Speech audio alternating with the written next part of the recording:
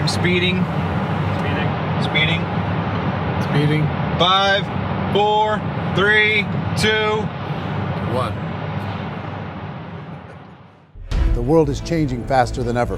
What used to take decades is now taking years or even months. What you see right now is the illusion that people have had for many decades about the workplace being this secure place to work the rest of your life. For the first time in the history of our nation, our children will not do as well as us. We've seen our friends get laid off, we've been laid off, we've had our pay cut. People are overworked and underpaid. They seem to have less time and less freedom. They live under constant pressure. This is going to be forced. And so even if your employer loves you, they may have to cut you. There's something wrong that on Monday morning, the heart attack rate increases by 35%. Technology is accelerating, job security is declining. It just doesn't seem like the old models of making a living are as reliable as they used to be. Every aspect of our lives, there's a better way out there, but we're still doing it the old way. We live in the greatest country on the planet, and there are a lot of people sitting around complaining and being cynical. Like everyone's whining about this old model, and I'm like, why don't you leave it? Look at all this over here. Look at all this opportunity. Since so much of our lives revolve around our work and the way we make our living, many people are thinking there just has to be a better way. The biggest challenge facing our world today is not making money, is what are we going to do with all the displaced, unemployed people? People are afraid that they're going to make the wrong decision. People are afraid of the unknown. People are afraid that maybe I don't have the skills. Hey, sports fans, industrial age is over. It's dead. It's dying. That's why going to school to get a job is an obsolete idea. A steady paycheck is an industrial age idea.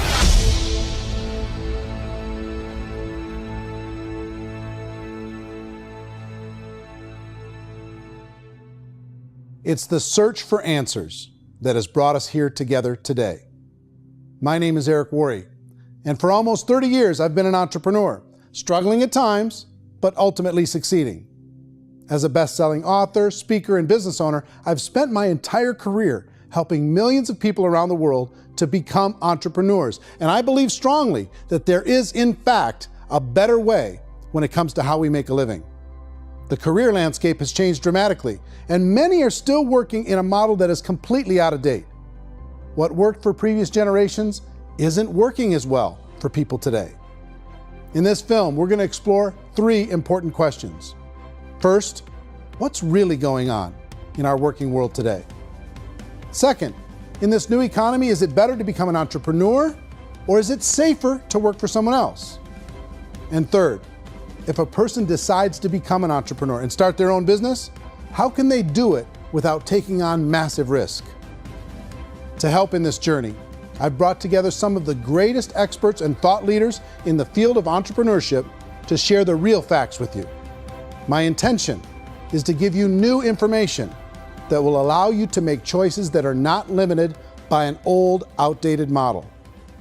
Let's start by understanding what's going on in our working world today.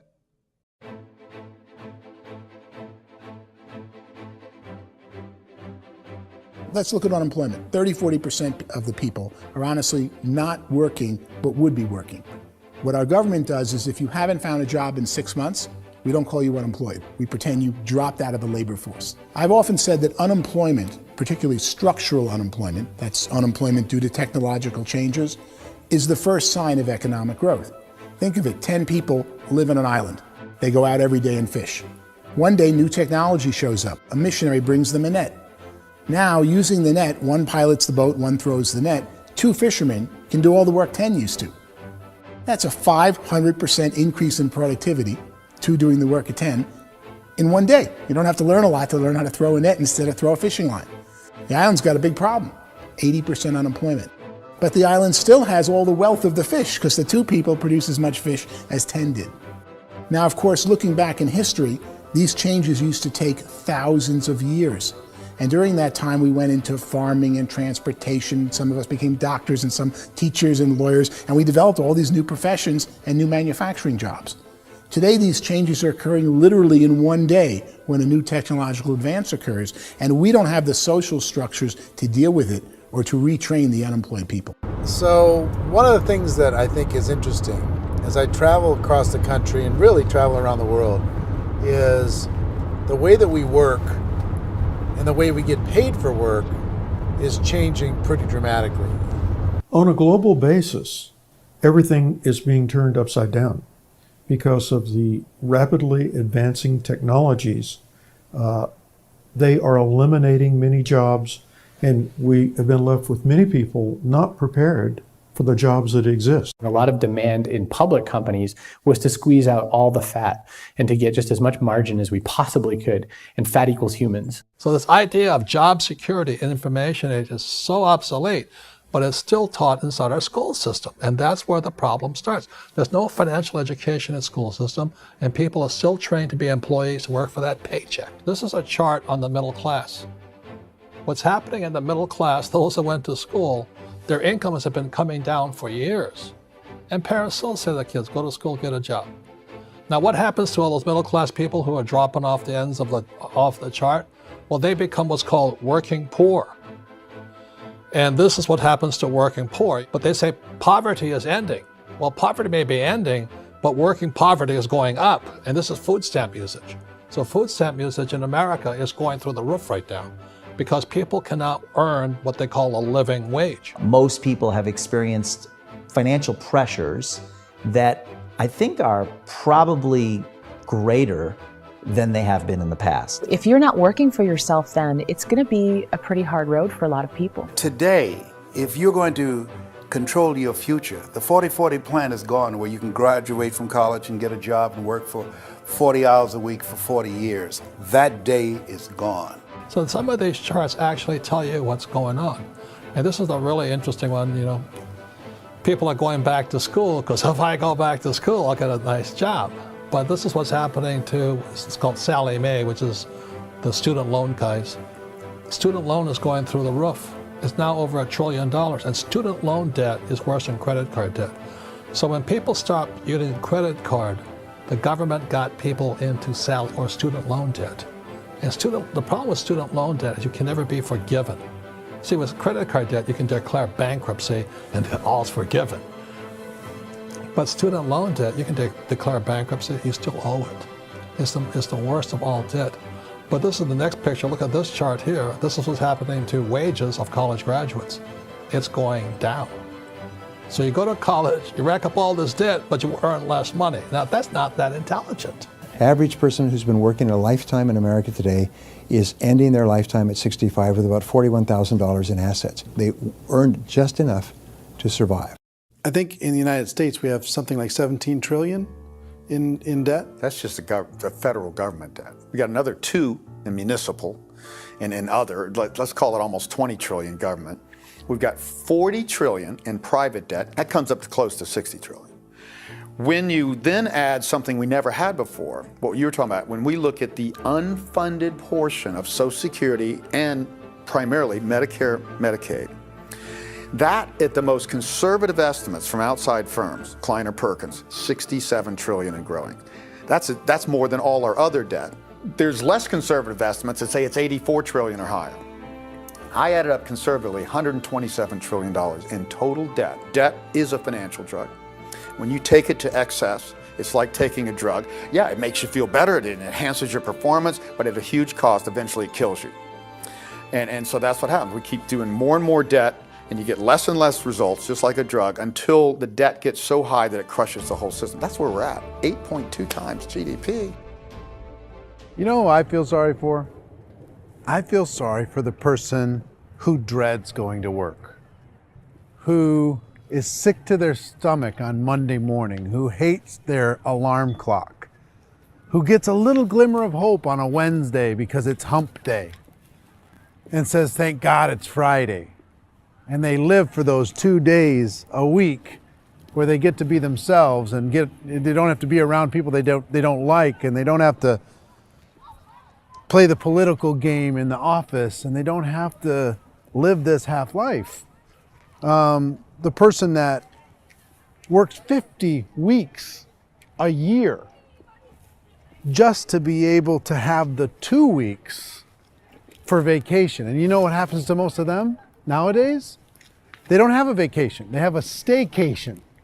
They have time off of work, but they don't get to go where they want to go because they're overextended. They've got all this debt. They got all this situation. They hate their alarm clock. They can't sleep until they're done. They have to spend most of their life in traffic. I feel sorry for that group of people because there's a better way. They just don't know it. I see this really interesting attempt at rugged individuality in a 6x8 rectangle. And I feel like you're all the same, except for the little push pins of the pictures. There's different pictures. Yours is named Jenny and his is named Sujara, but it's the same people. And this is how they are, and they're just like the zombies, and there's no joy in there, there's no fun. There's always like the wacky woman who decorates her cubicle, and that's the most she can do there. You got to give her credits, right? The wacky cubicle woman. The basis for their life is worry. I'm worried, you know, maybe I'll get fired. I'm worried maybe my company will go out of business. I'm worried I can't keep spinning the plates on paying the bills. I'm worried about how do I send my kids to college. I'm worried, what if the transmission of my car breaks? That's, you know, 2 or 3, I can't fix it. People live in a sea of worry, and it eats at them. Those signs that people held up during the Depression didn't say looking for gainful employment in a cubicle. It said looking for work. Work is what we're looking for. Job is just a unit of measurement. Work is what we're going after. It's time to look in the mirror and say, it's not the economy, it's my economy. It's my little world of where I am. I need to improve. I'm not going to wait for the economy to come back because frankly, the economy is doing great in this country. So I'm here on Wall Street, the financial center of the universe, the financial capital of the world. This is where most people's money goes to at least be held for a time, right? With interest rates in banks being effectively zero, and many experts are predicting it's going to stay at zero for the next 10, 20, even 30 years, people feel like they don't have any choice but to put their future into equities, to put their future into the hands of other people on this stock market, and hope that the stock market goes up, hope that the stocks that their advisors pick or that they pick goes up. That's one way to go, I guess. It's my personal belief that if you put your future into the hands of yourself, in other words, you have earning power by yourself, I think you're a better investment than these guys. I think controlling your future is a better option than handing over your retirement to these guys. The average household income in the United States is approximately $50,000 a year, what they call the middle class. To reach the top 25% of income earners, you'd need to earn at least $90,000 a year. To reach the top 10% would be a household income of $140,000, the top 5%, $190,000, and to be in the top 1%, you'd need a combined household income of at least $380,000 a year. So here's the question. What do you think would give you the best chance to move up and get to the top 10%, the top 5%, the top 1% or beyond? In my opinion, and in the opinion of many, many experts, the answer is to become an entrepreneur, to become your own boss. I think you have to be a business owner. I can't, the only time I ever say to someone it'd be great to be an employee is when they've already told me they've surrendered. I only tell people who are wounded spiritually that they should be an employee. And it's that feeling that you get when you pick up the backpack off the little Cub Scout and say, "Don't worry, little guy, we'll get you back to the camp." You know, it is in no way a kindness when I tell someone they'd be a great employee. The other status symbol really increasingly is lifestyle. And people can own their own business, maybe even work out of their house. That, I tell you, people admire that, like, gosh, I wish I could do that. The spirit of the entrepreneur is to be a risk taker and to be resourceful and unstoppable and to have a vision of yourself beyond where you are and not willing to settle for life as it is. Think about the great entrepreneurs. They're visionary. They have heart. They're willing to do today what others won't so they can do tomorrow what others can't. Personally, I don't think of the new economy, the old economy. I create my own economy. The entrepreneur's in control. I decide what the economy is going to be like. In the world of entrepreneurship, there are no limits. you can make as much as you want, depending on how much you want to work and how smart you are and how great a team you put together. There's no more lifetime rewarding business than being an entrepreneur. Why in America, where anyone could be anything, would people want to give up their freedom and become effectively a modern-day slave, told shut up and be here every morning at 7:30, leave at 5:30, and do what I tell you? If people decide to become an entrepreneur and work for themselves, they have some traditional options, but they're riskier than you might think. Any kind of a retail business, retail build-outs, is extremely expensive. Even just these small little yogurt stores where they're putting little yogurt machines and you get all the different flavors, you're spending $200,000, $300,000, $400,000 to open a yogurt shop. I would love to buy a Dunkin' Donuts, but it's a $500,000 or so to start. I don't quite have that just in case money. Risking lose it all, and most guys do 2 or 3 times, and even big guys like Branson, because I'm such a fan of his, half his companies don't work. If you make $1 million, your problems are gonna go. If you make $1 billion, your problems are really gonna go. Just the opposite. You and I know when you're making $1 million, you get $1 million responsibilities. You make $1 billion, you got 1,000 times $1 million responsibilities. And most people say, I'd love to be my own boss. 70% of Americans would love to be their own boss, according to recent polls. But they don't know how to get there. Because what are you going to do? One, you could buy an existing business. If somebody's selling an existing business, you have to ask why. Usually because it's probably hard. It's probably not making as much money as they hope. 2, they could buy a franchise. A little less risk, proven system, but it's expensive to be able to do that. 3, they could start something from scratch. And that's where a lot of people feel like, I don't have the chops to do it. I don't have the money. I don't have the product idea. I don't have the expertise. I don't have whatever it's going to take to be able to get there, and I can't risk my family to do it. So 4th, they could become an investor. A lot of people in this town invest to try and figure out a way, but you got to be pretty smart with that game too, right? Venture capitalists, who are the very best and most sophisticated in investing in new breakthrough businesses, make it on 1 out of 11. That means 10 out of 11 are mediocre or fail. Most of them fail. That's the risk there. An angel investor is lucky to get 1 out of 15 or 20. A business is a team sport. Like, I have to have accountants, I have to have engineers, I have to have system designers, I have to have sales, marketing, I have to have accounting, I have to have mission statements, I have to have legal and all that. The average Joe Schmo, even me, I go out there, I don't have the skills to put a business together. I think the bottom line for the 4 traditional options is they take money, sometimes a lot of it. They take expertise, and they take time. All of that adds up to just too much risk for most people. I bought a business from somebody else and it was a lot of work. And you start wondering, what did I just buy? Because I guess ultimately I own your email list and I just overpaid for it. People that start their own business, they spend a lot of money, they spend a lot of time, a lot of effort to get things started. And the more you invest on the upfront, the harder you typically work at it. I can tell you what the success rate is of a restaurant. What is it? They're crazy enough.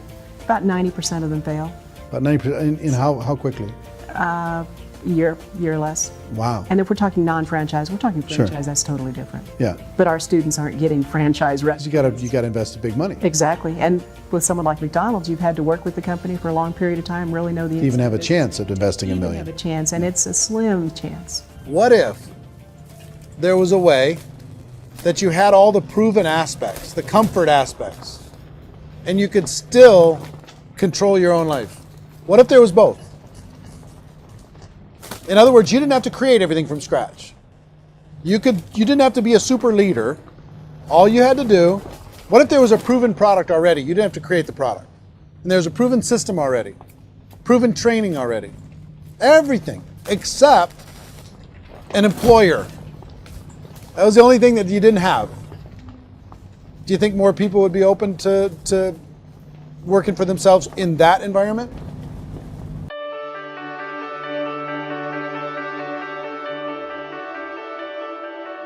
In our search for a better way to make a living, we've come to the conclusion that becoming an entrepreneur is actually safer than being an employee. And through our look at the entrepreneurial options, one particular path kept coming up from expert after expert. And I think most people will find it surprising because it's certainly a non-traditional business model. That model is for people to start their own business and become an entrepreneur through the creation of a network marketing business. Some people call it direct selling because the product is being sold directly from the manufacturer to the end consumer, cutting out the middlemen. Other people call it multi-level marketing, or MLM, because there are multiple levels of commissions paid. The most common term today is network marketing, because network marketing best describes using a large group of independent distributors, independent entrepreneurs, to move a product or service more efficiently. So my friend here, Donald Trump, and I, we always write about the network marketing industry. And the reason we support the network marketing industry is because it really is a business school for entrepreneurs. Because most people come out of school looking for a paycheck. Oh, that's terrible. I went to network marketing like that. I think if it didn't exist, we should invent it. It is that good. I think direct selling is a great way to do business today. It's very easy to get into that industry, and you can be self-employed, be in effect an entrepreneur. When we see multi-billionaires adding network marketing companies to their portfolio of companies, that would be a clue. When we see people who are very famous authors and very famous business people endorsing the industry, that would be a clue. These network marketing companies aren't $50 million companies, they're billions and billions of dollars. They lead the stock market, they're major companies. When we're going to get it? You know, and you're going to school to work for a paycheck, but if you want to be rich, be an entrepreneur, and network marketing gives you the spirit to be an entrepreneur. A traditional company will spend up to 50% of their total revenue on marketing. Network marketing companies use a different approach. Instead of having all that extensive marketing expense, they utilize a network of independent distributors to do the marketing for them. Now, why do they do this? First, because word-of-mouth advertising is so much more effective today than traditional media advertising. Second, some products need to be explained or demonstrated, and an independent salesperson can do that more effectively than an ad campaign. Third, it's completely efficient. The company only pays for the marketing of their product if a sale happens and not before. Imagine if Amazon allowed you to become an independent distributor and paid out 40% of its revenue to that distributor group. All you had to do as a distributor was recommend a product, and if a person bought it on Amazon, Amazon would take care of all the logistics, and you'd get paid for bringing the customer. Now imagine you got paid for every purchase that customer made for the rest of their lives. Well, Amazon doesn't offer this option, but network marketing companies do. 85% of all buying decisions in our society are made as a result of word of mouth or reputation. We're recommending things to each other all the time. You know, who's your dentist? Who's your doctor? Who's your lawyer? What detergent, are you using? What legal system are you using? What product are you using? We're talking to each other about the things that we love anyway. When you go into a big box retailer, you're lucky if the clerk looks you in the eye, much less gives you any detailed or accurate information about what you're purchasing. So of course, this personal information, this education coming from a friend, a neighbor, a relative, or even a stranger, but one who has experience with the product is extraordinarily valuable. As a matter of fact, network marketing can educate consumers probably better than any other form of marketing. It certainly can do better than advertising because advertising usually has a certain hype to it and you can only get limited information. So, network marketing trumps advertising. If you were a typical sales company and you wanted to sell $1 million a month worth of product, you might go find 100 superstar salespeople. The quota would be $10,000 a month. So network marketing as a distribution system just flips the numbers. So we use 10,000 happy, raving fans of a particular product, and we don't concern ourselves so much with how much product each one of them individually sells.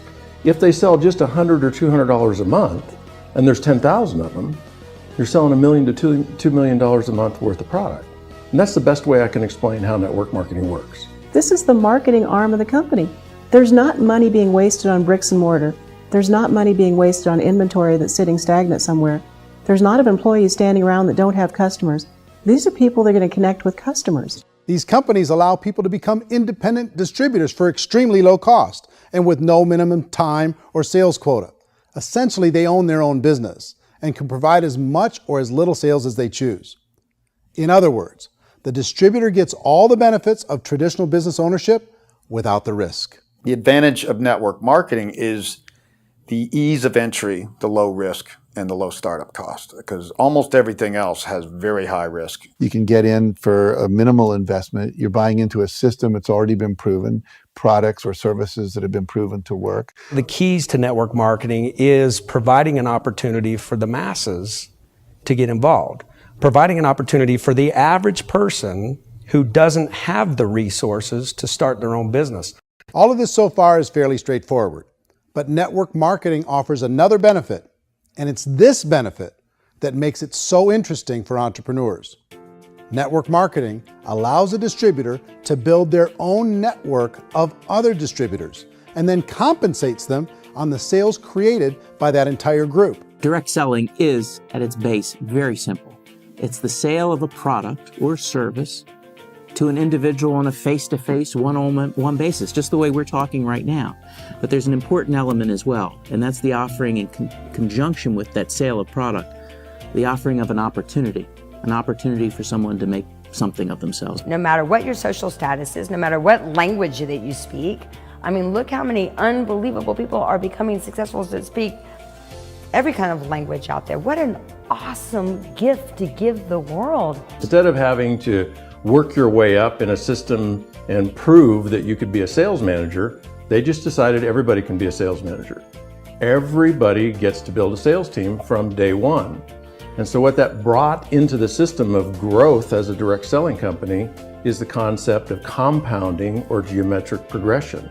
Because now you can actually grow a sales force very quickly because everybody is enrolling people in their own sales force. People who are like, oh, this is weird, I'm building a sales team, or what do you think you do at a regular company? How do you think a regular company works? Network marketing is the only industry that doesn't say your past determines your future. It looks at your past and says, okay, now what can we train you to do so you can have a great future? Every other employer out there wants to exploit you for what you already know, not teach you something new. Network marketing has the potential to save the United States and the world because it's going to teach people not to be employees, but to be entrepreneurs.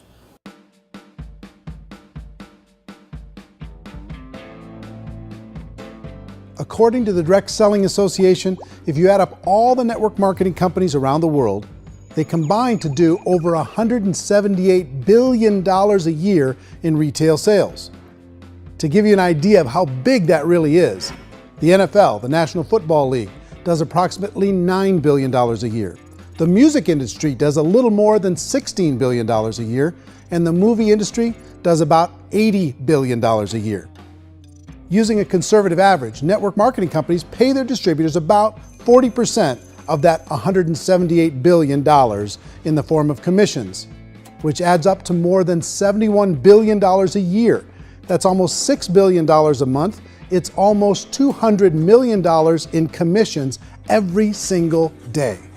So it's certainly working, and people are making serious money in network marketing. With the growth of the direct selling industry over the last 10, 15, 20 years, we've seen a broader understanding of the channel. We have seen more and more people getting involved in the business, so our penetration in the marketplace has increased, and thus the understanding in the marketplace of who we are has increased. And we've seen non-direct selling companies look at the direct selling model and say, something's going on there. People are making money, companies are being profitable, individuals are being motivated, product is being delivered to market. Maybe we should explore this. Some people think only the people at the top make money. Well, let's take a look at that as well. In the network marketing profession, there are roughly 500 people in the world who earn over $1 million a year. If you round that number up to $2 million a year, that adds up to about $1 billion a year. That takes the $71 billion paid out each year down to $70 billion. So where does the rest of the money go? The vast majority goes to part-time people making anywhere from a few $100s a month to many thousands of dollars a month. It goes to people who choose to make it a full-time career move and earning even more than that. Every day, people are using the money they earn through network marketing to pay off debt, have more fun, and improve the quality of their lives. Everyone I know in network marketing has been doing that since the 50s. They go to work when they want to go to work. They stop working when they want to take time with their children to have a leisurely breakfast and discuss issues and driving to school. They go back to work when they get home, wherever they're working out of. The biggest thing that I've seen is people that have become much happier in their life. MLM has probably made more millionaires of more people in more countries, and I've spoken to them in 67 countries than any other single form of business, starting from nothing. If they have a choice between working a job for the next 10 years or working a network marketing business for the next 10 years, the result of working the network marketing business will be better. A lot of people within the industry go on and make this a career and do extremely well at it. Network marketing has been nothing but good for everyone I know that's been involved with it because they did it seriously and they played full out and they've been very successful. It's been a constant barrage of success stories and people showing off stuff that they got as a result of it. How many people are involved? Approximately 16 million Americans and 96 million people around the world are currently participating in network marketing. And in a recent poll, 82% of those people report a good, very good, or excellent experience with network marketing. So people are happy.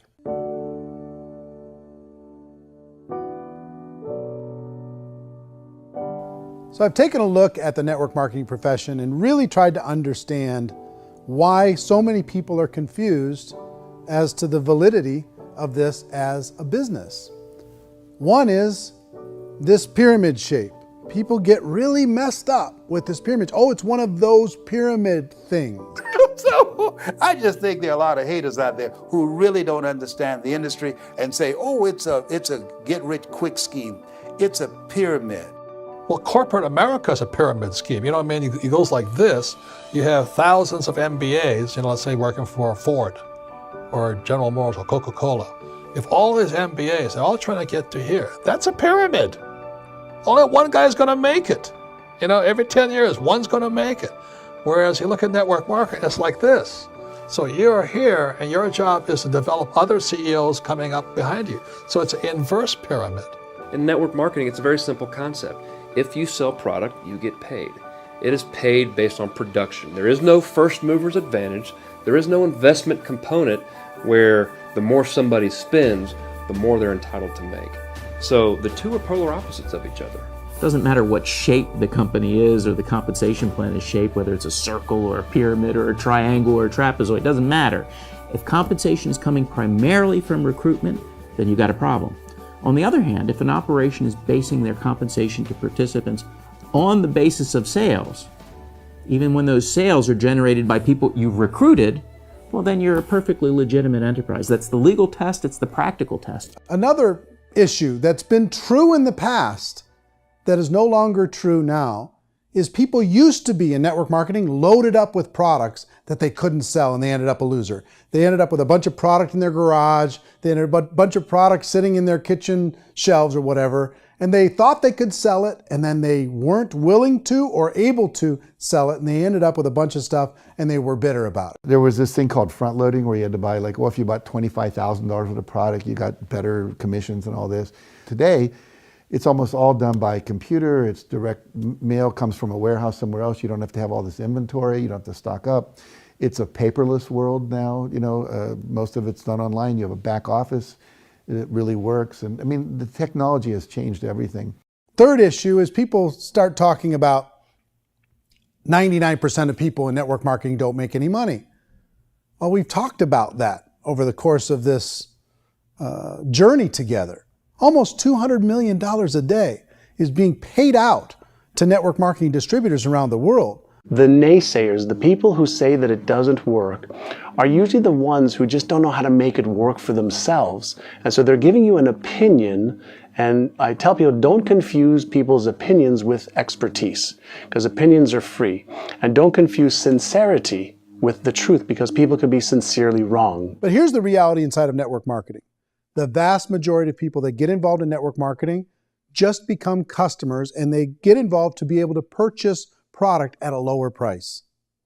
If you take Costco as an example, if a person goes into Costco and gets a membership to Costco so they can get a lower price on the product, we don't call that person a loser because they have a bunch of product that they walked out with with a smile on their face. Yet when some people want to take a look at network marketing, they say, well, those people, they're just using the product and they aren't earning an income, so they must be a loser. They're not a loser, they're a happy customer. That's the vast majority of people that are involved in network marketing.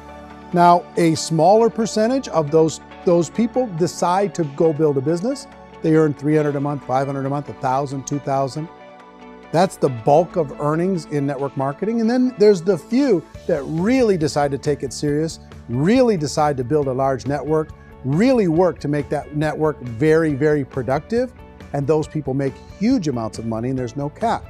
What I do as an outside economist, just somebody looking at this industry like any other industry I speak in and say, look, what's the realities of this? 1% do incredibly well.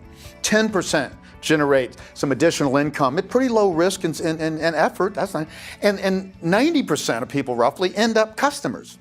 One thing that I think is real when it comes to people's perceptions about network marketing is people put this, and distributors, I think, involved in network marketing have some responsibility for this. They have sometimes unrealistic claims about the product or about the income. Most people who become distributors, they want the money, they want to be successful, but they don't have the skills. They don't know what to do. And when people don't know what to do and they're in a new business, they're scared. And when they're scared, they panic and desperation kind of sets in. So they think everyone they talk to has to get in. So if I talk to you and you say, well, no, I don't have time to do that, they're like, no, I need you. You have to do this or I won't be successful. So I start clawing on you. I start that desperation. So then I start making claims about the product, which are not appropriate, probably not even true. Or I start saying, oh, let me show you how you can make all this money and you don't have to do anything, Eric.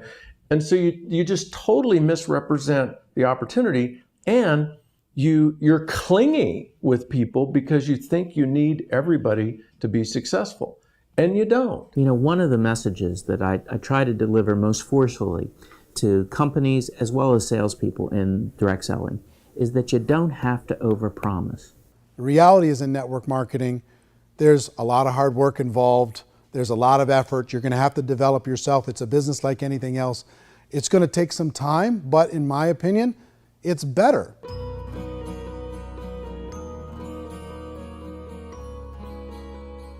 It's light years better for people starting today than it was even 5 years ago. I think it's more widely accepted now, and people understand it is a business. It is being an entrepreneur. It is being a business owner. Our belief system is based upon our evaluation of something.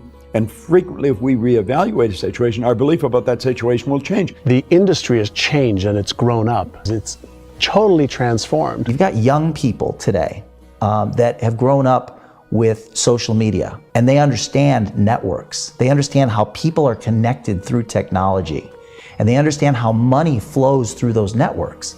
So when they see network marketing, they don't see it the way their parents saw it. And we've all learned, the larger industry that you represent, has all learned from those mistakes and flaws and errors that have happened early on. Early algorithms didn't work the right way. That's all fixed. It's like when they design a computer program, they design the program, then they run it, and then they go back through and they debug it. The MLM industry has been debugged. This is the day of being virtual, being able to run a business from your mobile phone. I mean, it's incredible. Companies are getting smarter. They're implementing more consumer protections. They're implementing more compliance training. They're doing more with respect to product research. If you do get involved and you make purchases of inventory, even on a voluntary basis, if you decide that this business is not for you, you can leave and have that inventory repurchased by the company. There's no other business that offers that kind of protection on a voluntary, self-regulatory basis.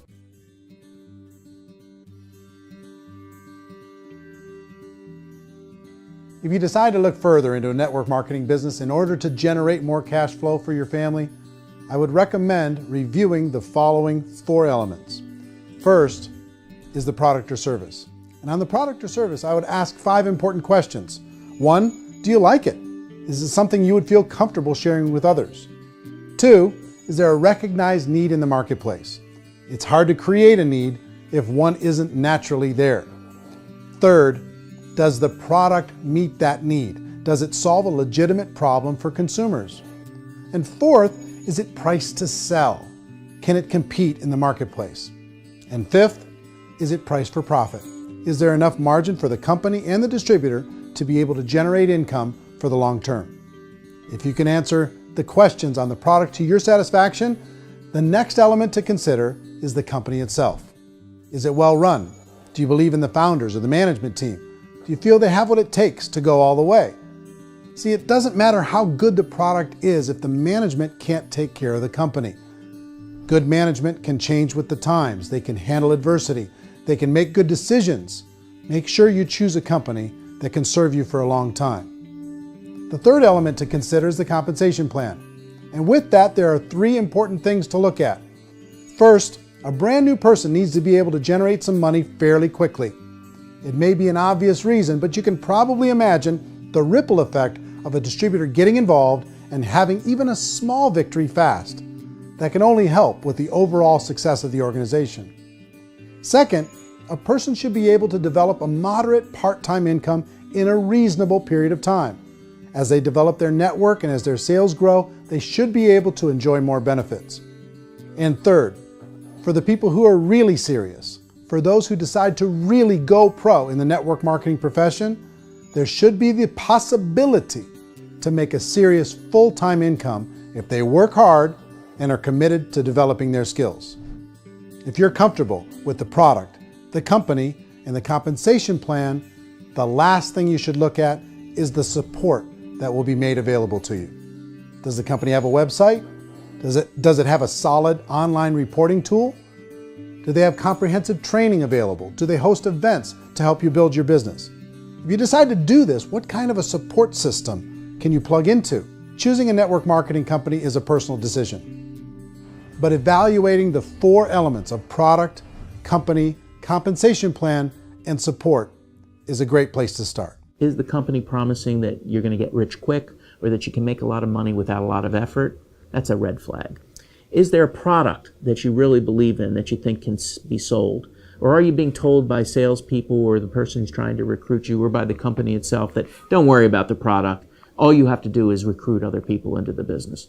Red flag, warning sign. If you're hearing that, take a second or even a third look. Get to know the customers, the products, the business, have some success, and see where the opportunities might take you to move up in the organization. You want to find out how concerned are they about my education, my training, and my development? Is there a space for me to grow? Most important question.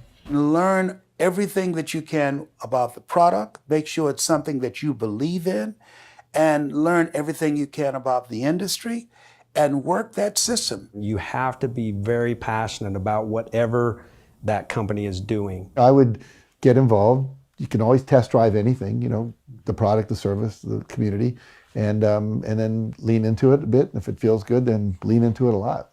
Behind me is the Lincoln Memorial. And this is a place where Martin Luther King Jr. had his famous "I Have a Dream" speech. And at that speech, he talked about his dream for equality for everyone around the world, and that's a noble dream. But I think more people need to remember what it was like when they were kids and the dream was still alive in them. Before it got beaten out of them by reality, by this paycheck, by these responsibilities, and by having to live for this job to pay the bills. I think people need to remember that, go back to that. Once they know that there's a better way, I think their future is going to be much brighter. They can live a better life.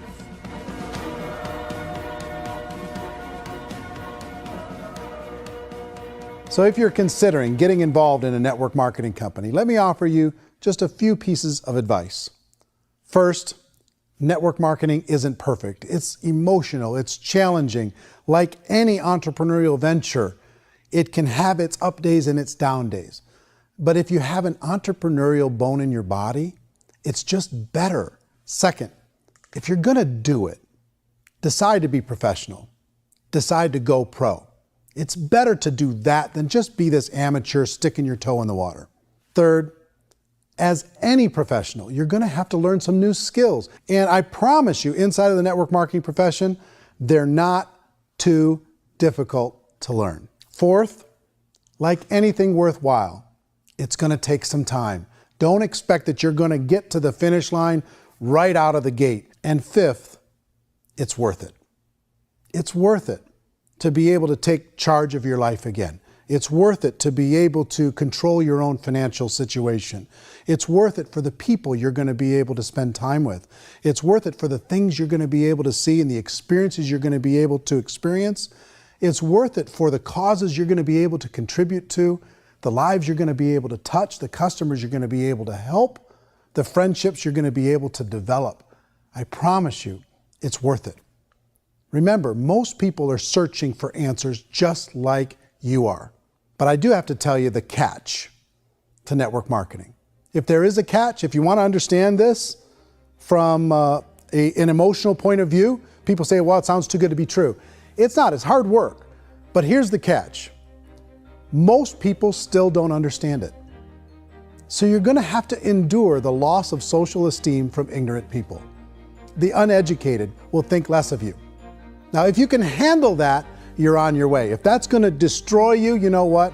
Entrepreneurship in general probably isn't in your future. If you can face that catch, you can become unstoppable. I want everyone to really contemplate this if they're not in network marketing. You're in a job, you probably have a mortgage, you have rent, you have debt, whatever's going on. You're in a prison. You work just hard enough to keep them from firing you, and they pay you just enough to keep you from quitting. Come on! I've been there, done that, and bought that t-shirt. In network marketing, if you run into failure, it's really just a homework lesson for yourself. There's no one to blame. You really have no excuse not to be successful. You just don't.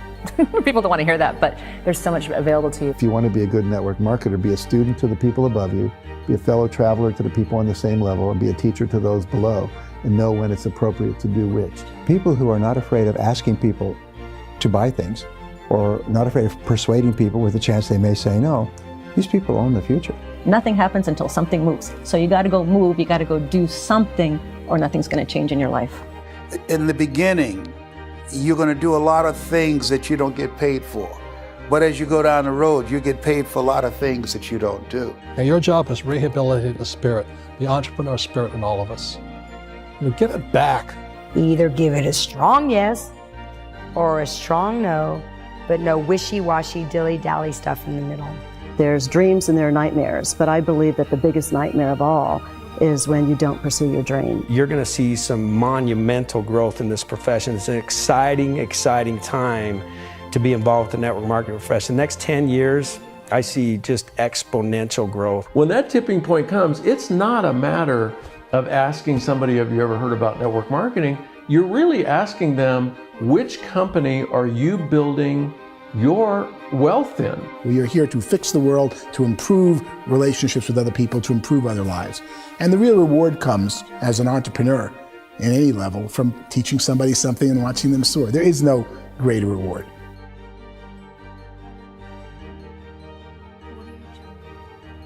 Life's too short to spend it living someone else's dream instead of your own. It's too short to spend it living at a fraction of your potential. Can being an entrepreneur be a challenge at times? Sure. But here's what you get in exchange. It can be yours. Something that you built, something that you created, something that you made happen. This balloon represents your dream. It represents entrepreneurship. My wish for all of you is that you would reach out and grab it. The choice is up to you.